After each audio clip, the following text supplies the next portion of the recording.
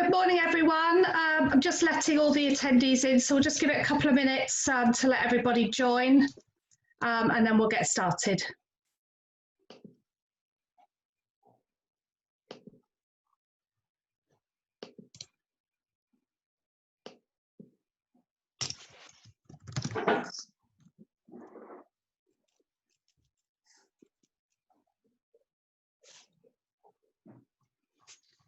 Okay, right, it's 1 minute past 10, so we'll get going. Good morning, everybody, on this lovely wet Wednesday morning, typical TT week.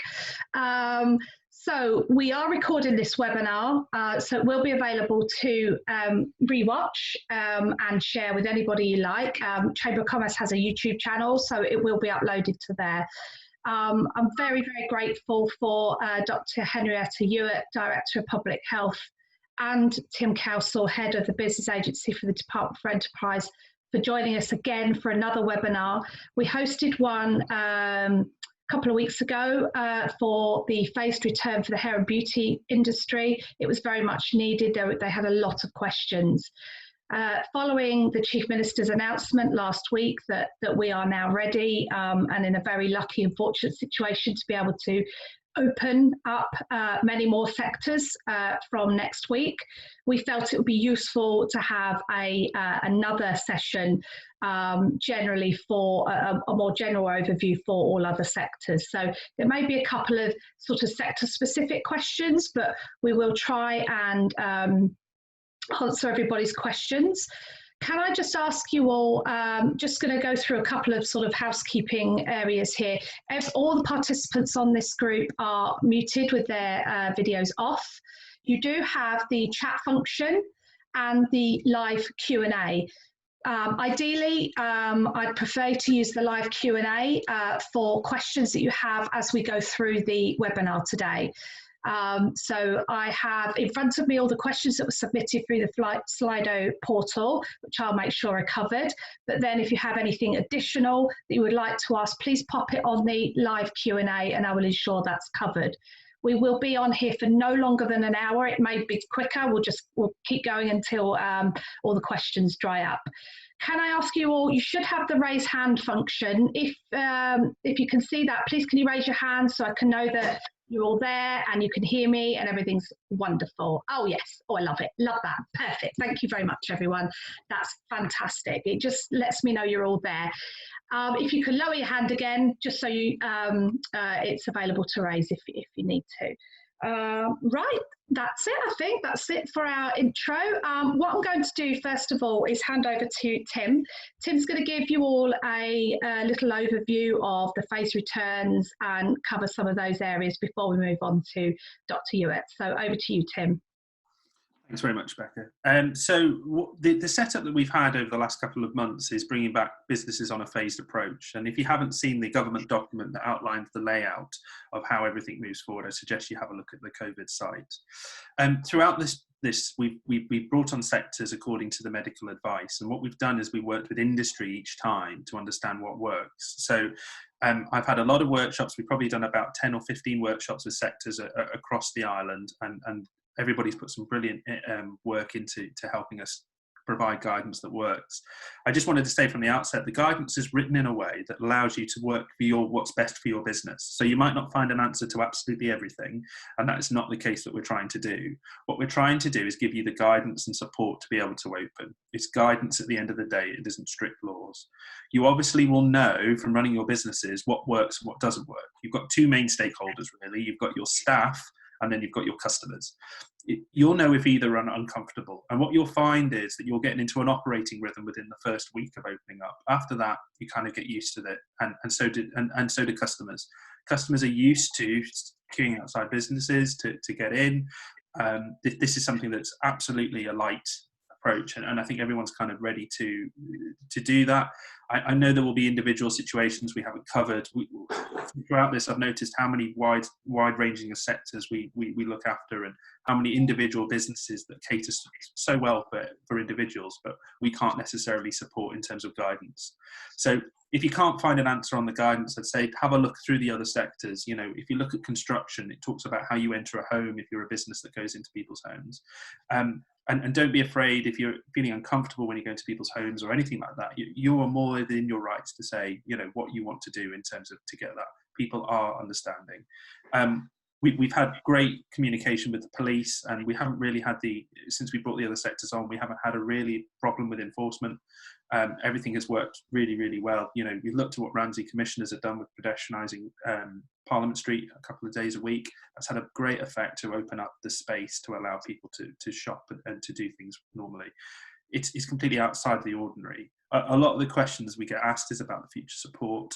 Government is looking about how we can support long term by stimulating demand rather than doing anything else. You know, obviously the wage support is there, and the Treasury Minister has confirmed how long that will be in place for.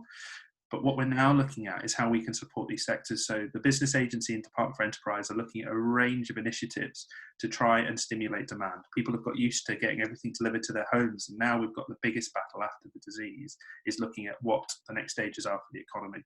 So we're working with that. The industry are coming up with ideas, and we've got some great connections now in terms of what we can look to do. But ideas are floating through. So that's kind of where we are at the moment. Obviously, the 15th is a big date.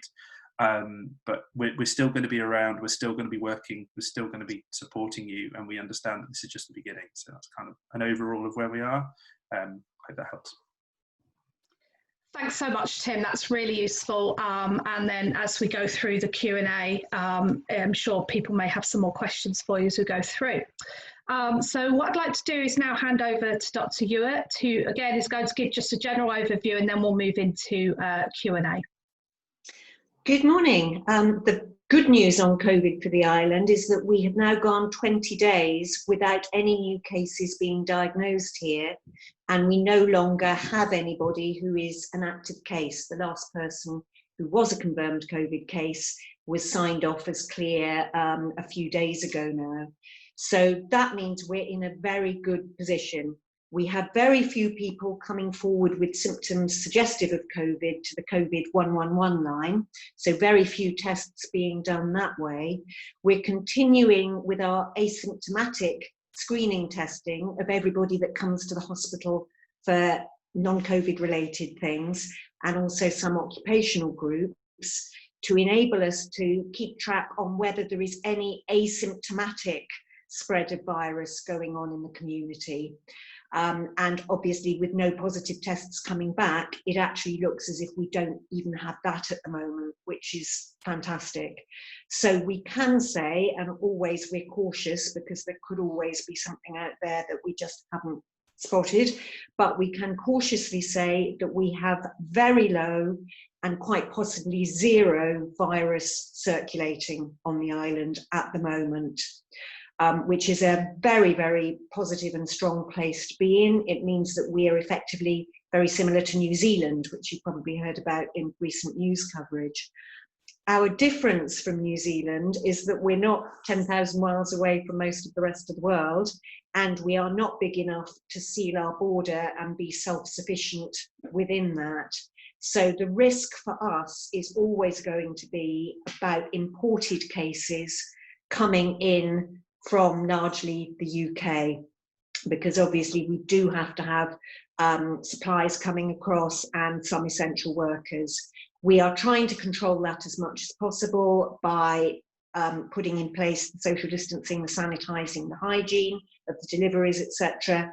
And for the essential workers, making sure that they have appropriate testing and self-isolation. But it is always a risk that a sporadic case could be found on island. Now, to mitigate against that, we have the very strong testing and tracing system, which we hope would get on top of that very, very quickly and contain it before it starts to spread again throughout the community. So we may continue to see the occasional sporadic case. We hope that we would be able to control that. So I think we may be heading for a period where it's almost like giving out with the weather forecast, the update on what the virus levels look like in much the same way that we have a pollen count forecast or an air quality or a UV light forecast. And it may be that we all have to get used to sort of flexing up and flexing down in terms of restrictions if and when things change. But at the moment, we actually look to be in a very good place in terms of the current relaxations and the lifting of restrictions that are planned for the next phases, as Tim outlined. Thank you, Dr. Ewart. It's wonderful to hear. We really are in a very lucky position here on the island. So let's forge forward and keep things as safe and get this economy moving again. So what I'd like to do now is just run through some of the questions that we've had sent in from the members. They are a little bit wide-ranging. On this chat today, we've got up to 70 participants, and they are ranging across various sectors. We have a lot from the finance and professional services sector on the call, but we also have restaurants, hotels. We also have a question around horse riding. So we'll go through them, and hopefully that will alleviate any worries that people have, and hopefully we'll get the answers that we need. So I'll kick off with the first one, which is has come in from a bar or a restaurant, and it's around if staff have to. Do staff have to socially distance at 1 metre from each other all the time without exception? So what do we do about, for example, if 2 members of staff are needing to get behind a bar to make drinks for customers, or if one is at the till, can the other one wash their hand in the sink next to them?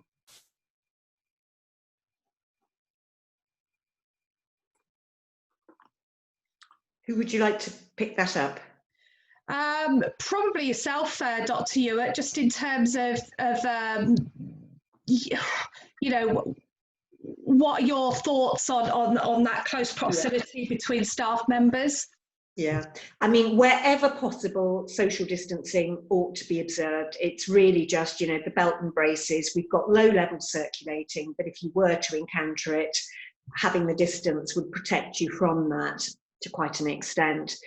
However, distance on its own is not the only determinant of likelihood of catching the virus.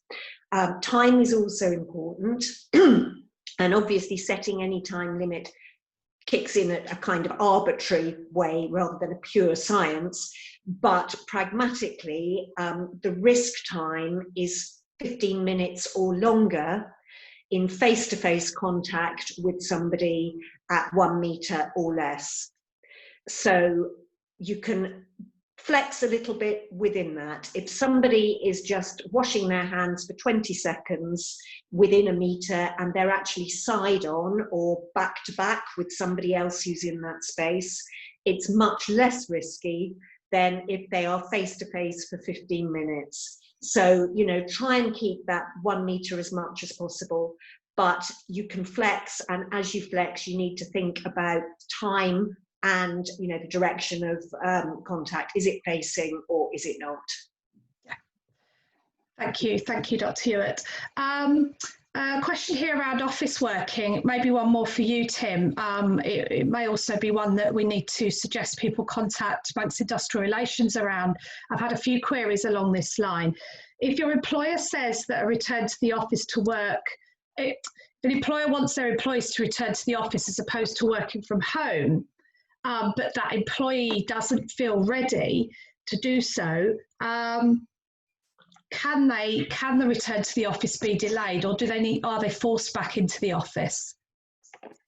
So obviously you've got the situation with vulnerable or extra vulnerable people, which is very clear, and that support will be, you get a letter from your GP confirming that, and that's all, the support is already in place for that. If you've got someone that feels uncomfortable to return to work, then obviously they need to work with their employer on a case-by-case basis. If the employer is having difficulty with staff returning and not quite understanding, it is worth speaking to Julie Bradbury and talking through that industrial relations position. But you know, it's something that's happened a lot. With construction was the first one to go back, and obviously there was a need for construction work to continue, but the staff might have 30% of your staff that are vulnerable and extra vulnerable. A lot of businesses have taken on temporary contracts to make sure that that business can still go, but also use the support from government to support that long-term worker that might be a bit longer to come in. But we would hope that you would have that conversation with you as an employee or an employer, that conversation can go on and a decision can be made. There are options around home working, which a lot of us have got used to. I'm working from home. The whole Department for Enterprise is working from home at the moment. We've all got used to this, but I understand that some things can't be done at home. But it's just that balance and just having that conversation with your staff and planning a bit with your staff about who can come back, who can't come back, and making sure your business can operate. So hopefully the support we've given will allow you to continue, even though you might have been furloughed for these last 2.5 months. Yeah. Thank you, Tim. One question that's come in that a few people have been asking, it may be for you, Tim, or Dr. Ewart, is that the current government guidelines obviously state 2 metre distance, but are businesses able to can you confirm if businesses are able to work towards the sort of 1 metre or arm's length distance from next week, because obviously it's much more practical, and while businesses are trying to prepare their offices or their restaurants, are we at a stage where we can advise that they can work towards that 1 metre? So we're moving towards 1 metre. The Chief Minister has confirmed that. There are caveats to that we make sure we've got no active cases. And as Dr. Ewart said, we're not in a position with active cases. We are looking. On Monday, it will be, we will update the guidance all to be 1 metre, provided that the final sign-off has gone through. But we still have to maintain social distancing. 2 metres, 1 metre, it's the same present. You need to make sure everyone is safe and they've got the space to do it. You talked about a bar area. One of the areas that we've talked about is kitchens. A lot of kitchens on the Isle of Man and a lot of premises are small. We need to be sort of reactive to this, but let's go on a best practice principle, I think is absolutely the case. If you can maintain more than 1 metre, happy days. That makes your staff and yourself feel more comfortable. But we understand it's not fitting for everyone, but we are looking to update everything, provided that we get the final sign-off from the Council of Ministers. Great, thank you, Tim, because obviously that helps with people's preparation in their work environment if they are working towards 1 metre if necessary. But as you say, it's all about common sense, and obviously if 2 metres can be adhered to, that's better for everybody. One person has put on the live Q&A, how do we know the offices have been cleaned appropriately? Is the company required to clean the office more regularly? And there is guidelines for opening offices, which is on that business page that you've shared, which explains that. But I would say individuals have a responsibility. There should be facilities for you to clean your areas as much as possible. And if you're not comfortable, clean it more. You've got to make sure that you feel comfortable to sit at work. And your employee has an emphasis to do that, but your employer has an emphasis to do that. But you as an employee, you should wipe down. You should, when you leave things. It's a new world we live in now, and you've just got to get into a new rhythm. But I'm sure Dr. Ewart can come on that. Yes, that's correct. I mean, if an office premise or any other premises has been empty for the past weeks, it will have effectively been quarantined, because although virus can survive on surfaces, it doesn't really survive beyond 72 hours or 3 days. So if a premises has been closed, then it's actually done its own quarantine, and it doesn't need any sort of specific deep clean or anything else to get it going again. So then it really is down to basic environmental hygiene, particular attention to sanitising of high-touch surfaces, particularly in sort of common areas, shared areas. If you only use kit yourself, it doesn't really need that much doing to it. It's the stuff that is shared that really needs the attention. Dr. Ewart, just in case this doesn't come up further on, at a previous webinar we hosted, you talked a little bit about Legionnaire's disease and ensuring that businesses clean out their water tanks, or could you explain a little bit about that? Yes, if you've got a water system, particularly a hot water system that's been lying idle for a few weeks, but has remained warm, even ambient temperature warm, there is a risk that it may have been colonized by Legionella, which is the cause of Legionnaire's disease. And then, if you start using it again, and particularly if it's a setup that generates droplets, aerosols, so showers particularly, but anything is fundamentally a risk. There is a risk that it could transmit Legionella. So the guidance is produced by the Chartered Institute of Environmental Health, and if you just put in your search engine into Google CIEH Legionella guidance, you will find a very clear document that just tells you the very simple steps you need to do when getting the water system opened up again for the first time. It's not technical. You don't need to hire an environmental hygiene expert to come in and do it. It's doable, and the guidance is very clearly set out in that document. Oh, that's excellent, thank you, because it's not something that wouldn't have crossed my mind, certainly, and I'm sure it may not have crossed many other people's minds. That's really useful to know. Somebody has asked if they should be doing temperature checks with all of their staff on a regular basis. No, we don't recommend that at all. The key thing is to make sure that nobody with symptoms comes into work. Temperature checking is neither sensitive enough nor specific enough for COVID to make it useful. You might pick up a few people, but you would pick up, you'd miss a lot, and you would also get lots of those on the line ones, people who've got a temperature of 37.9, what do you do with them, etc., etc. So we don't recommend it at all. It really isn't useful in that sort of daily screening context. It's much better just to get everybody aware that if they have symptoms, well, if they've got symptoms of any infectious respiratory disease, they shouldn't really be coming in, because you don't want seasonal flu or even standard coronavirus colds going around if you can avoid it. But certainly the COVID type symptoms, which I'm sure everybody can recite without me reminding them, but just to remind you, it's new onset of continuous cough and or high temperature and or change in your sense of taste or smell. Excellent, thank you, Dr. Ewart. A couple of businesses have asked if they're back into the office. I mean, again, this is it's up to businesses to make their own decisions on a lot of these things. This is purely guidance that comes from yourself and the department. But they're asking about face-to-face meetings and whether they should go for face-to-face meetings with other clients, or would you recommend continuing with virtual meetings even if you're back in the office? I would recommend virtual meetings wherever possible. If and obviously if you're a client-facing business, there's an element of discussing with the client what they might prefer. If they do want a face-to-face meeting, I think you need to be careful that actually it can not be a face-to-face meeting, if I can put it that way, as in it's socially distanced, and preferably you're diagonally across rather than directly face-to-face. And you might also wish to consider both your staff and also the client's views on whether they might wish to use a simple face covering in line with the latest WHO guidance, just to further mitigate any risk.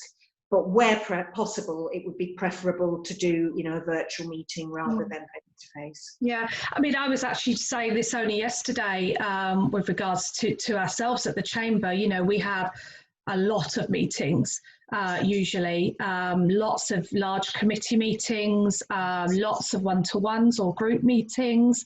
And I've already said, even once we're back in the office, I certainly think that now that we can do it like this and it works, that actually there are many instances where I would suggest let's just have a quick Zoom chat. It saves time. You don't have to go out in the rain. So that there are elements of I think going forward that people will perhaps do Zoom chats a lot more, even rather than just popping around to each other's offices.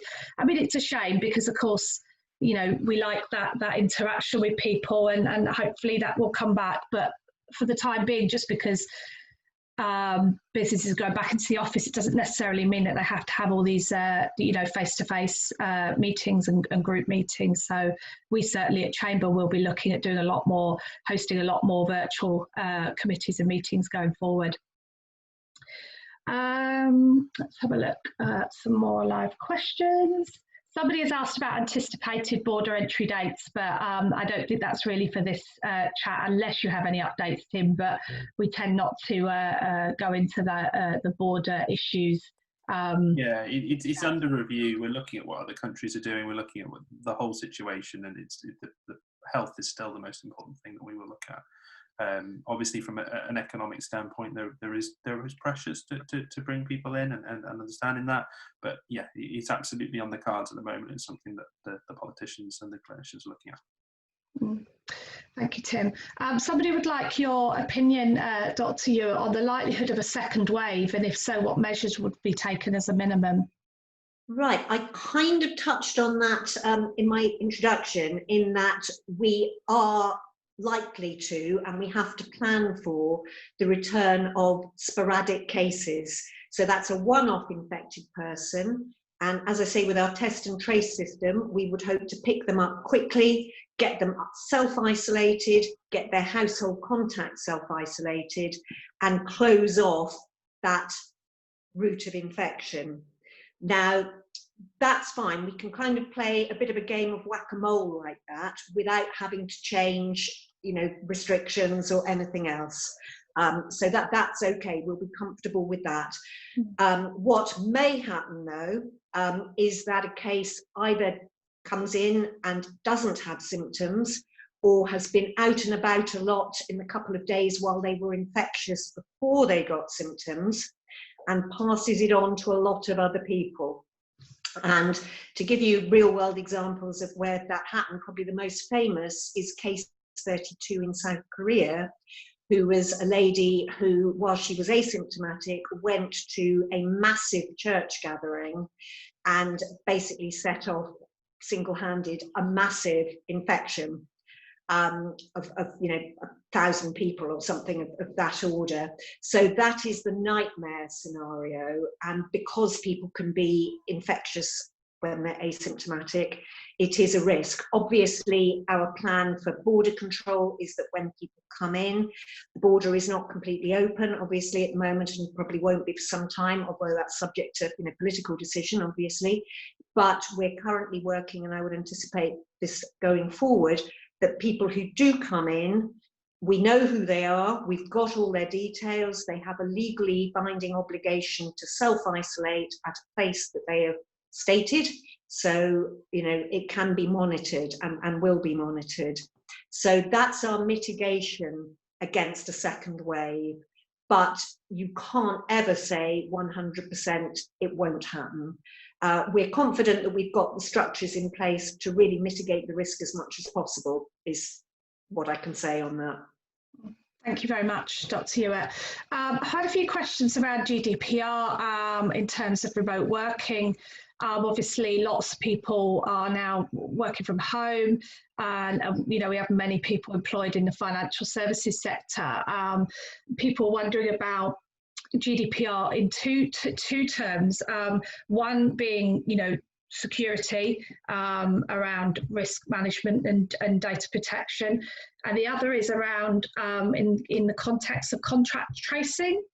And what level of information do businesses need to keep about the presence in or out of the office of their staff? So could you perhaps address that one first, Dr. Ewart, and then I will go on to the cybersecurity aspect side of things. Right, yes. In order to aid contact tracing, what we need to be able to do is identify close contacts of a confirmed case as quickly as possible. And obviously there are some situations in which somebody who goes on to be a confirmed case will know they've been somewhere where there may have been other people within a metre of them, but they won't know exactly who those other people were. Obviously a classic case would be on public transport, on a bus, but also other settings, such as, for example, in a hairdresser's, in a restaurant. So the bus situation, it probably isn't amenable to keeping a register of who else was there.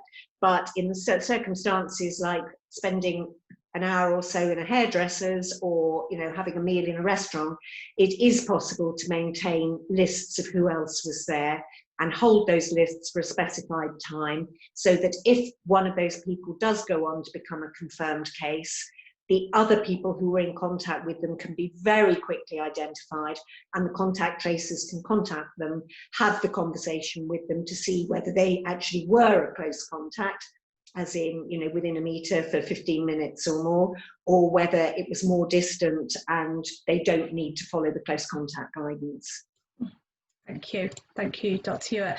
I've just shared a link with everyone. Hopefully, you can see that in the chat. Now, this is one of our members, DQ Advocates, kindly delivered a couple of webinars for us a few weeks ago around the topic of risk management and data protection for remote working. So, obviously, can't take up too much time on this chat going into that specific topic. So I've shared the link to the summary document from that webinar, and I think those attendees on this chat will find that very useful. It talks about the challenges of working from home and electronic signatures, documenting exceptions, personal risks, communication and data protection and IT security. So please take some time to read through that. And if members have more questions around and concerns around GDPR and cybersecurity, we are in the process of pulling together another virtual event around cybersecurity and remote working from home. So there'll be a lot more coming out around those areas. So please take some time to have a look at that. Just have a look at the live chat. So somebody has just posted one for you, Dr. Ewart. It is advised that anyone who shows symptoms, i.e. temperature, cough, etc., need to isolate for 14 days. But for those of us who work in nurseries and are paid for the hours we work, we won't get paid for 2 weeks, so probably won't isolate due to losing wages. Should employers still continue to pay isolated staff to reduce the risk of spreading infection? That's not one I can answer. Yes, for you, Tim.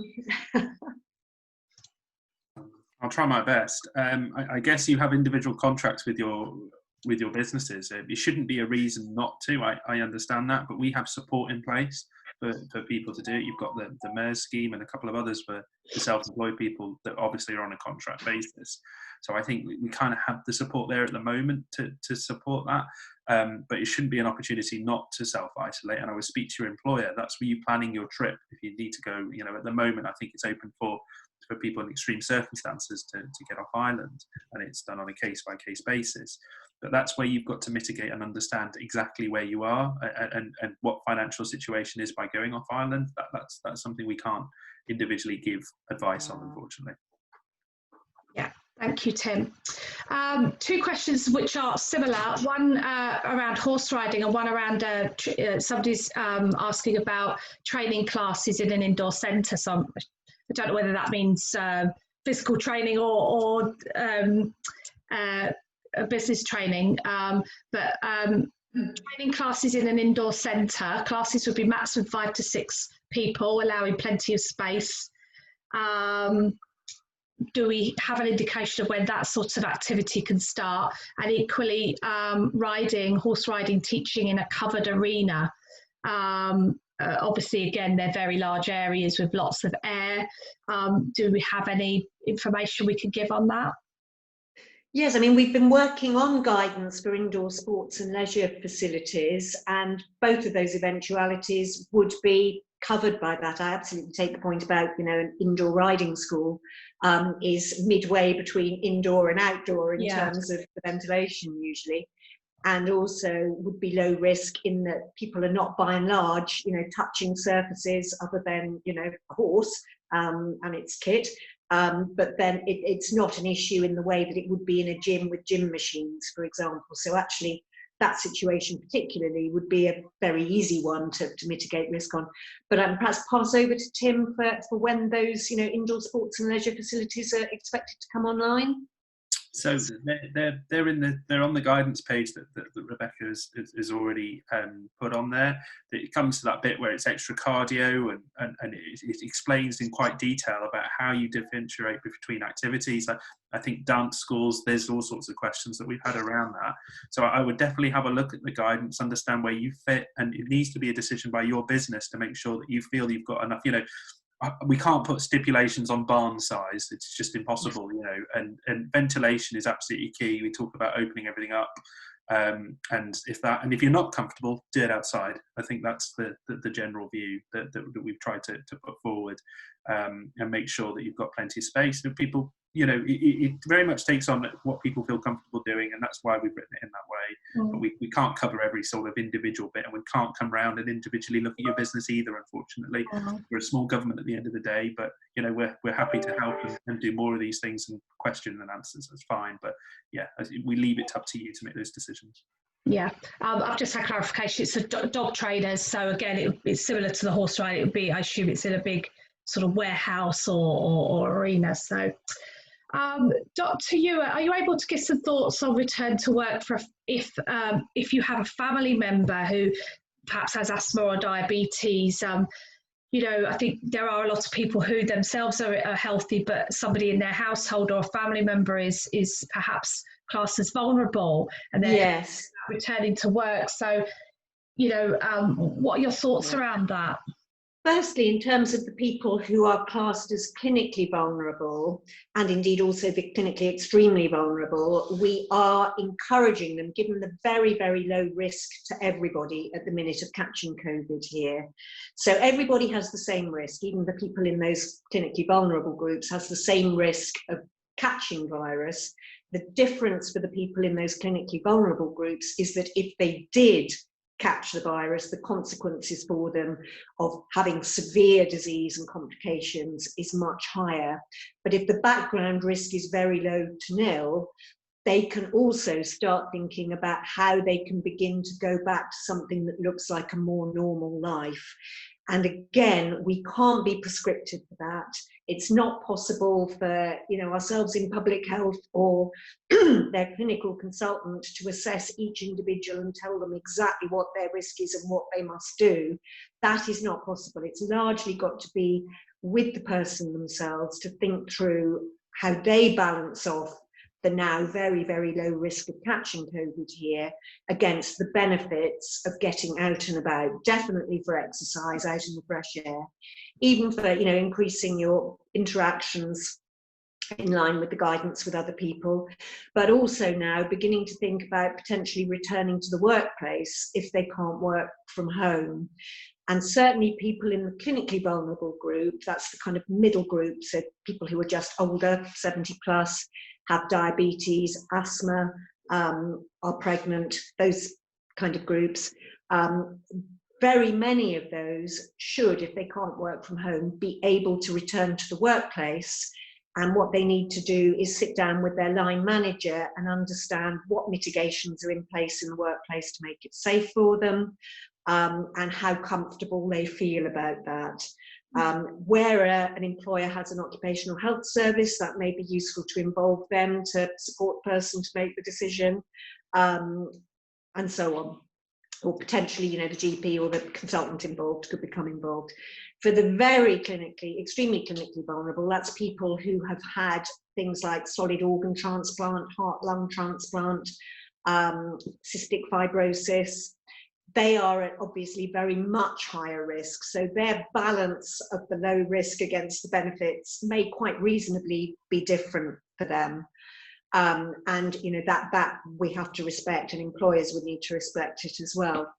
When it comes down to, are you a family member of one of the people in those groups?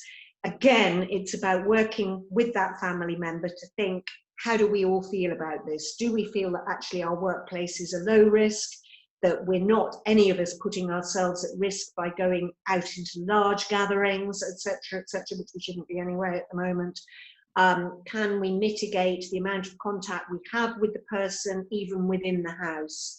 And I mean, one doesn't want to get into a position of saying, you know, the vulnerable, particularly vulnerable person needs to be kind of confined in their own room and just have food put out for them, because, you know, the mental health impact of that is going to be pretty massive, not to mention the fact that they won't be getting outside to exercise. So I think all the people in those groups and their household and family members need to think that through now, through discussion.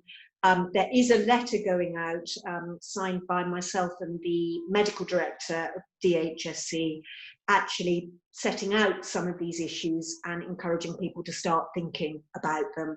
So I think that's really where we are now with those groups. Excellent. Thank you very much, Dr. Ewart.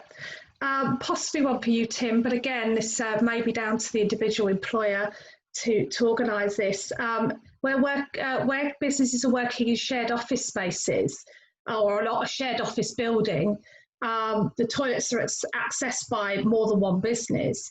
Who is responsible for cleaning the toilets and provision of cleaning materials and posting instructions for use of wiping down? Is that the landlord's responsibility? So one of my highlights of my career was writing the toilet guidance. We absolutely brought out. So there is guidance on it.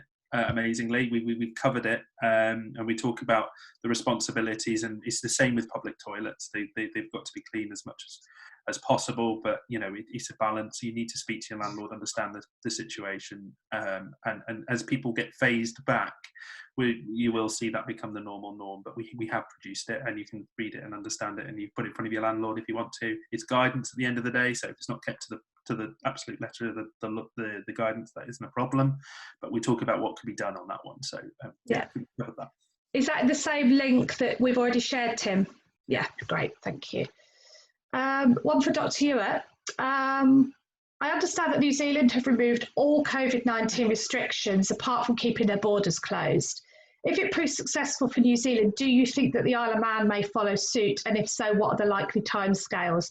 This option would definitely prove easier for the return to work and school. Yes, and if we were in the situation that New Zealand is, that would be wonderful, but we simply aren't. We cannot be self-sufficient within a sealed border. We have to have provisions coming in. We have to have certain key workers who are essential for keeping, you know, things like the health service running. We cannot seal the border in that way. So that means that we always have that little bit of risk around the border. We can mitigate that by keeping it as closed as we can, but we cannot reduce it to nothing. And therefore there will be ultimately a political call about whether we want to take the risk of removing all restrictions with a sealed as much as you can border, but understanding that that is likely to lead at the very minimum to occasional sporadic cases, and still have the risk that you could get, you know, community seeding from a super spreader who manages to spread it despite all the precautions. Yeah, thank you, Dr. Ewart. One for you, Tim. Will the government leave it optional for businesses to decide whether they can bring staff back to the office if they are working from home effectively? As this particular individual, their staff survey indicates that a large proportion of their staff are nervous about returning. Concern is like New Zealand, where they're actively requesting return to office to help the economy in cities and town centres. So, you know, and I know, I'm pretty sure I know what you'll say on this, Tim, is it's down to the individual employer. It's not government's role to tell them, you know, how, you know, to make those sorts of decisions. Yeah, absolutely. We're not a police state, so unfortunately we can't tell people to go and work in offices. There is a balance on the economy. You know, we've got sandwich shops, we've got all sorts of stuff that are added around. When if you look at the guidance that we produced on office return, we talk about a phased approach. You know, we've gone down from 2 to 1 metres potentially on Monday, which allows more people to return to the office. We evidently think it's a new world, but we've got to support our economies and town centres. Is thing, and I look after the retail economy, so the domestic economy needs all that. We need people in work, but this is about a phased approach, and it's a balance of life. You know, you might find yourself going in for a couple of days a week, or you know, it's all about a phased approach. We won't be pushing things, but we understand, and this is what I said earlier at the beginning, we need to stimulate demand in the economy now. We need people to buy local, think local. We want to to suggest to people that an Amazon parcel, if you've got something, is a completely, it doesn't really have that much effect to the Manx economy, but then buying that product on Ireland supports jobs. So one of the things that we're looking in the agencies is a buy local campaign and how we can do that. So it all fits together, but it comes back to my point about stimulating demand. But phased approach, do what's best for your office. We can't, some offices are designed in such a way that actually even a metre distancing between desks is something that can't really happen for the moment. We understand that, but as your balance, just go out and spend all your money in the local economy. That'll sort it. That's it. Smart. Thank you. When returning to the office, should the employer be contacting suppliers to discuss and agree procedures for acceptance of deliveries? So I'll take this one. I think I've had a lot of questions on this. It's about, if you have to do fire regulations anyway. So if someone's entering a building, you've got to make sure that you know who's in and who's out. It's collecting that the business and the person that's there. It's about you keeping records. As Dr. Ewart said, that the contact tracing works backwards. It goes from that person and it goes the other way. So if you could just keep a note of Manx Independent came to you, delivered a package at this time, keep that on your notes on your same place, then that when if that situation arose, you can then contact Manx Independent and say, I had a delivery, do you know who did it? We're doing some contact tracing. That's how it should work. We talked about, and there's a couple of questions that have come out from some of this contact tracing about less than 15 minutes. We need to bottom that out. So we will look at a little bit more guidance in terms of what you should collect and how that should work. But thank God we've got a small island with a good community, and you kind of know everyone that you can kind of work that back. So yeah, that's the point. Yeah. But we need to look at that. So we will look at that over the next couple of days just to get some clear bits for you. Thank you. Just a couple more questions, unless any more come in. Do you have any more position on outdoor contact sports? Contact sports, but that's probably one for Henrietta. Yeah. I'm not quite sure where we are with the sports side, because it's obviously a department of at the desk. Yeah. At the moment, we're saying no, but obviously we're constantly changing, and the longer we go with no cases, the more we can open up. So no at the minute, but that will change. Hopefully it will change. Thank you. I have one last question here, unless anyone pushes anything else through before we close off for the morning. It's one for you, Tim, and possibly a little bit for me as well. I can give a little bit on this, but a couple of people are asking about whether we have percentages around those businesses who are anticipating introducing working from home as just generally as now a part of their standard offering, either full-time or partially, and actually I know that this could be looked at as very favourably in the future for future employment and encouraging people to come and live and work on the Isle of Man.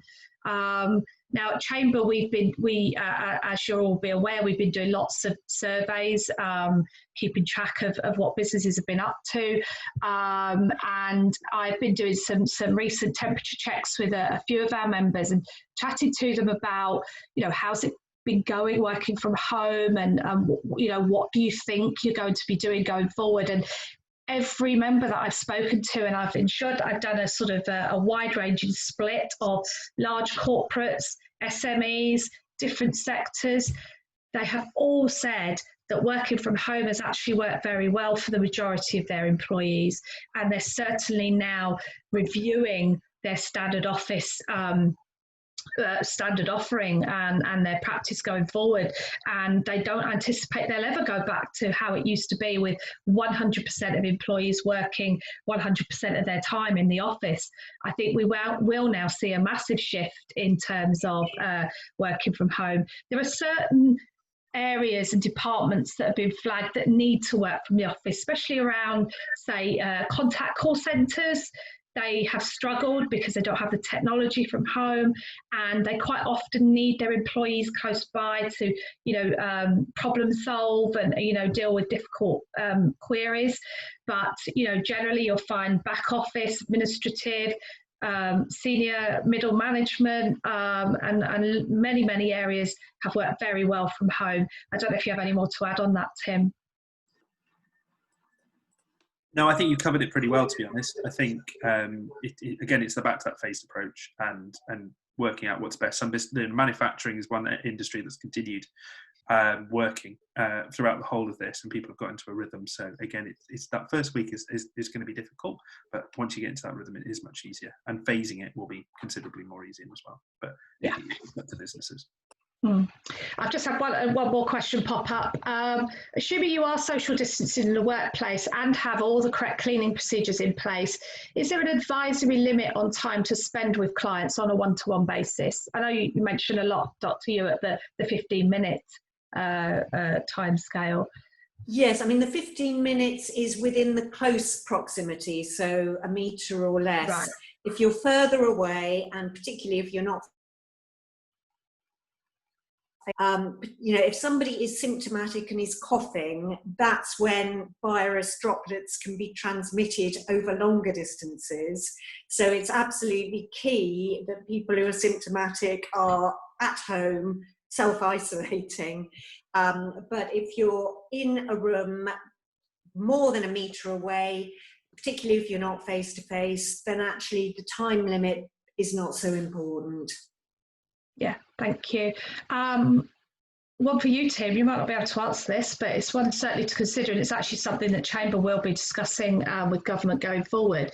Do you think there'll be a call for government to provide additional office space for its own employees to enable social distancing? And would it consider regional hot desk service hubs for government employees? Don't know if you've heard anything within internally, Tim, on this. So the guidance talks about hot desking for businesses, full stop. And ideally you don't want to go down a hot desking route because there's more likelihood of exchange following cleaning methods, and we're not quite at that stage. In terms of government itself, there's a new world. We'll be looking at all sorts of ideas to support what's best for our employees. Some departments have like ours have worked from home at the moment, but we're now looking at a phased back approach. Absolutely, the technology's there and people have got used to a bit more of a norm, but I'm sure it is on the agenda for government to look at its whole buildings and everything. So that will be something that will be a political decision later on, I imagine. Yeah, thank you, Tim. And it is one thing on Chamber's agenda to sort of address and government in terms of how they move forward in this situation as well, because there's been a lot of learnings coming out of this situation, a lot of positive learnings from the business sector and from government. So let's take those forward and see how we can make things better and improve in the future. So I'm out of questions, so I'm just going to allow a couple more minutes while I close off, just in case anybody pulls through any final questions. Please raise your hand if you do. But it leaves me to say thank you again very much for your time, both Dr. Ewart and Tim Cowsill. Really, really do appreciate it. I think it gives businesses the comfort they need in terms of reopening. And I think one of the key messages is that everything that comes from government is there to guide you, but you as an employer need to do what's right for your business.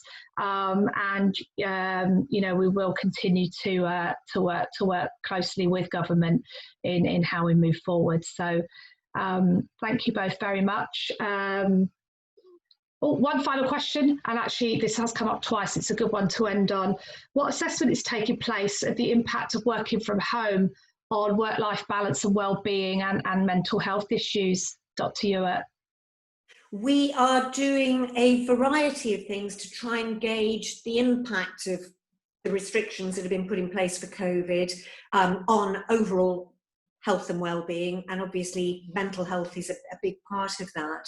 So one of the things we've already done one round of is a focus group, and that will be repeated at intervals. And we're also going to look at survey work. People may be aware that we do lifestyle surveys periodically anyway. Those are actually quite big documents. So I think if we keep trying to do those, people are going to get survey fatigue. So we're looking at doing repeated smaller surveys to try and take the temperature of how the changes that we've had to live through have affected all aspects of our health and well-being. Thank you, Dr. Ewart. It's comforting to know, because I know that is, whilst we're all saying it's great, we've been flexible and been able to work from home, there are underlying concerns about long-term mental health issues around people not being able to balance their work life, get that work-life balance, and that lack of contact with other colleagues. So it's definitely something we need to keep track of and work together on. So thank you. Thank you very much, both of you. Really, really appreciate it. Thank you to all the members who joined us. This has been recorded, and I will upload it so we can watch at our leisure and refresh our memories on anything we may have missed. So thank you very much. Thank you. Bye-bye. Bye.